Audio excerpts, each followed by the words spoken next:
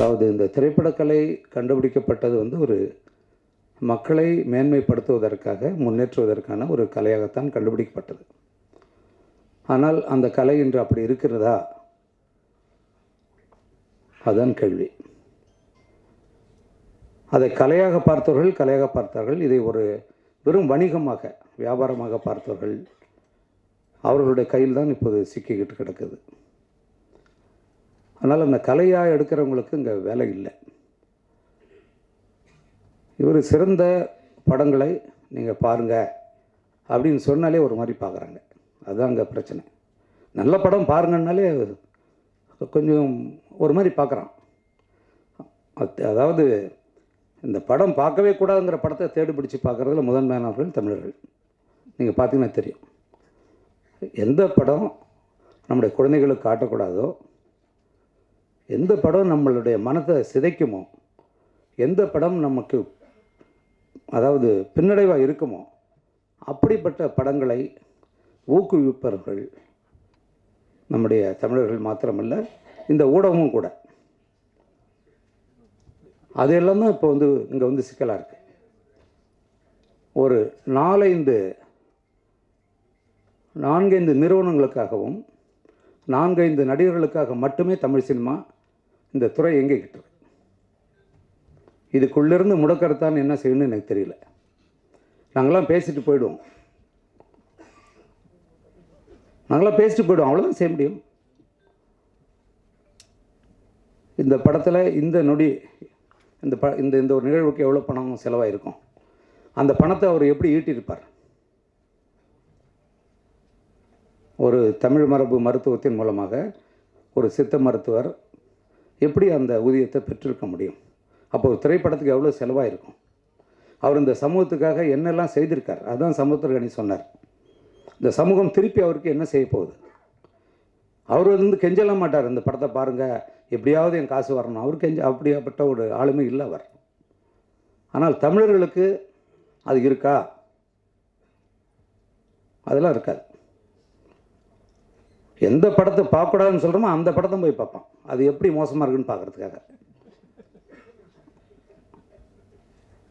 ரொம்ப வருத்தத்துக்குரிய ஒரு இதுதான்.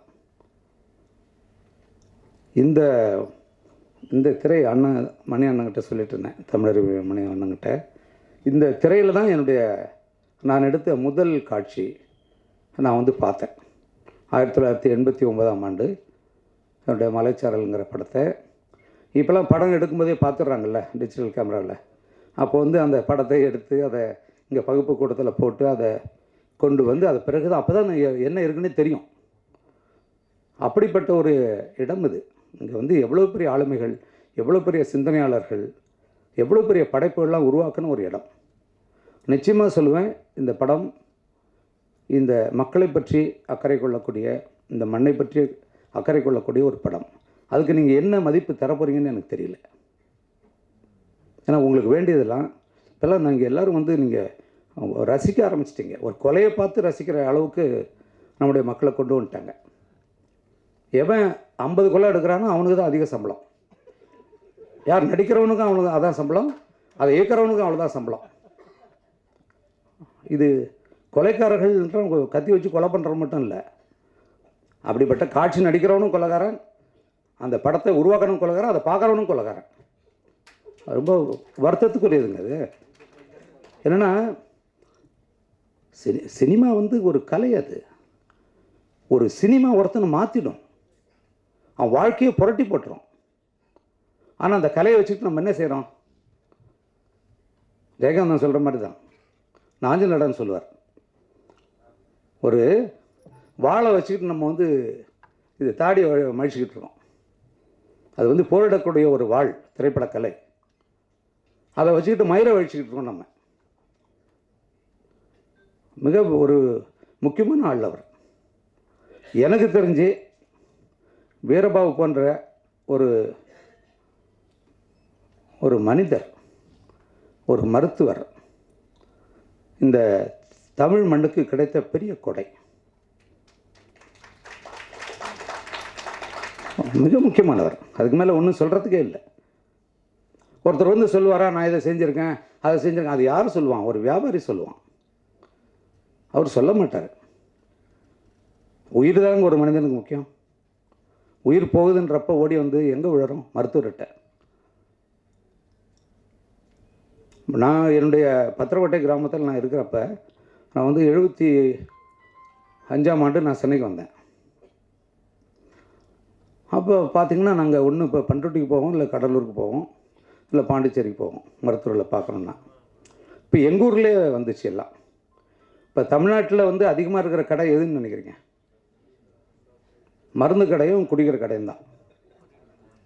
ஏன் இவ்வளோ கடை தேவைப்பட்டது? ஏன் அதுக்கு முன்னாடி இல்லை? நம்மளாம் நீட்டுக்காக போராடிக்கிட்டு இருக்கோம், நீட்டை ஒழிக்கணும்னு.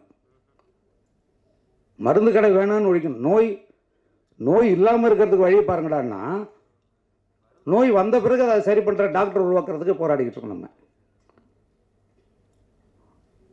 தமிழ் உணவு நம்மக்கிட்ட இருக்கிற எல்லாமே இலை, பட்டைகள், என்ன சொல்கிறது, வேர்கள் அனைத்துமே மருந்து.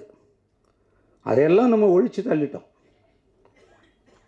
அயோத்தியாசர் பேரால் ஒரு சித்த மருத்துவ ஒரு 700 கோடியில் தாம்பரத்தில் வந்த பிறகு தான் இது வந்து இந்தியாவுக்கு தெரிய வந்தது.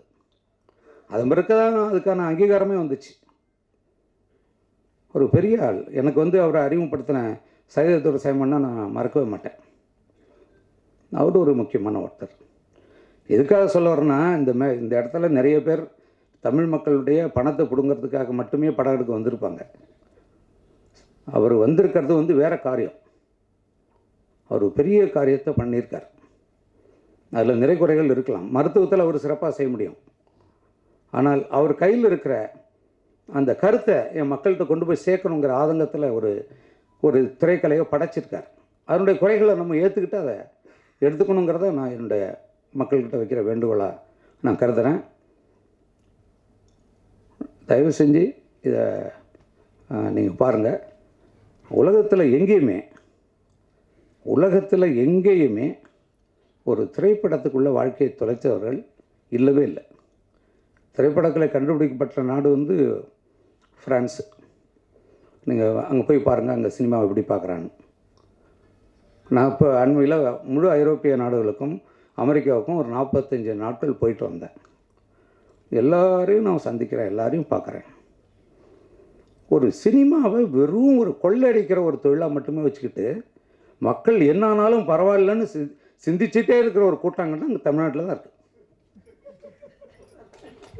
அது பெரிய குற்றம் இல்லையா? அது மிகப்பெரிய குற்றம் இல்லையா? அது குழந்தைகள் அதை பார்க்குறாங்க. அதுதான் பெரிய கொடுமை. அது நம்மளாம் எதை பற்றியோ கவலைப்படுறோம். நமக்கு எல்லாருக்கும் குழந்தைகள் வரப்போகுது. நம்மளாம் பாதுகாப்பாக வாழறதா உணர்கிறோம். நம்மளாம் ஒரு நடந்து போனால் ஒரு எறும்பு மிரிச்சிட்டா எடுத்து விட்டுட்டு போவோம். அப்படிப்பட்ட அந்த மனித மனம் இன்றைக்கு என்னவா இருக்குது? துடிச்சு சாவறான். கையை வெட்டுறான், தலையை வெட்டுறான், அதை வெட்டுறான், கை தட்டுறாங்க. இப்போ அந்த அளவுக்கு ஆக்குறது யார்? நம்ம கொஞ்சம் சிந்திக்க வேண்டிய கட்டம் அது. இதெல்லாம் யார் அரசியல்வாதி சொல்லி தருவாங்களா? சிந்திக்க சொல்லி ஒரு படைப்பு தான் செய்யும், ஒரு எழுத்து செய்யும், ஒரு திரைக்கலை செய்யும், ஒரு இசை செய்யும், அது ஒரு ஓவியம் செய்யும், ஒரு சிற்பம் செய்யும். கலைகள்னால் என்னென்னு நமக்கு தெரியாத, அதான பிரச்சனை.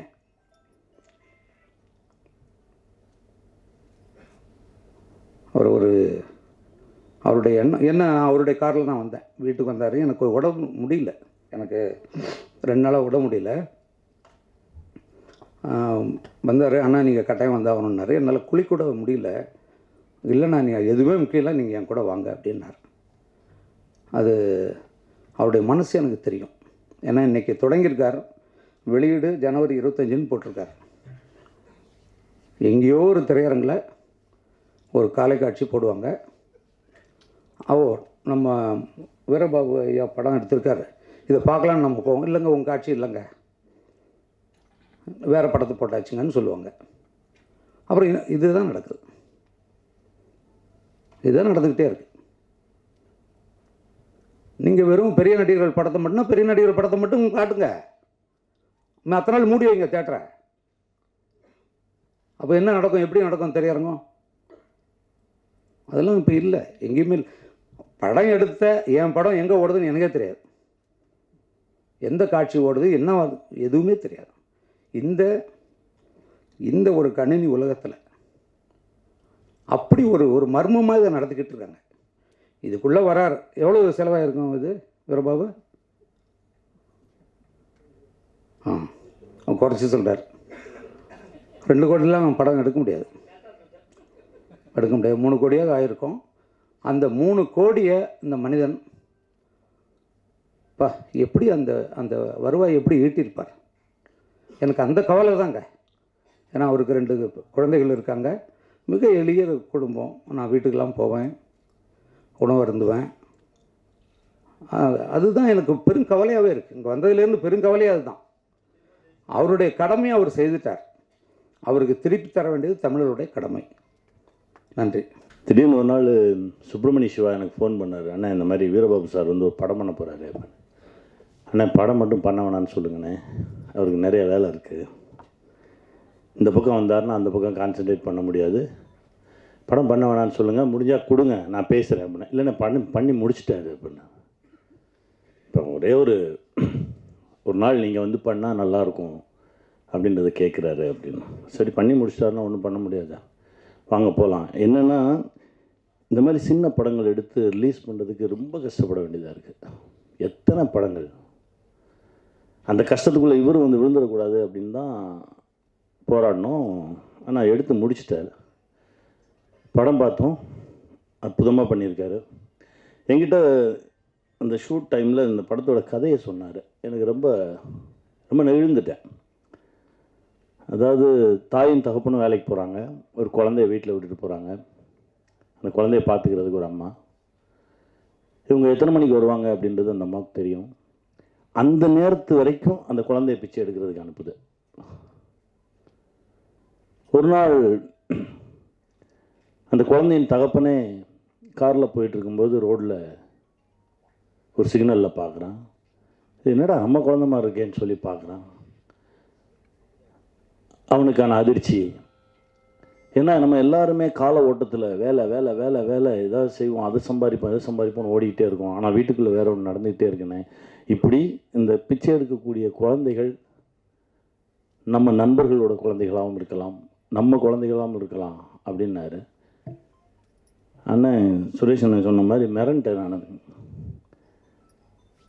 இங்கேயும் சரி ஹைதராபாத்லேயும் சரி ரோடுகளில் குழந்தைய வச்சுட்டு இருக்கவங்கள பார்க்கும்போதெல்லாம் ஒரு மாதிரி பதட்டமாகவே இருக்கும். அந்த விஷயம் சொன்னதுக்கு பிறகு யாரோட குழந்தை, இந்த குழந்தையின் பெற்றோர்கள் எங்கே இருக்காங்க, அவங்க என்ன பண்ணிகிட்டு இருக்காங்க, அவங்களுக்கு இது தெரியுமா, இப்படி பல கேள்விகள் எனக்குள்ள.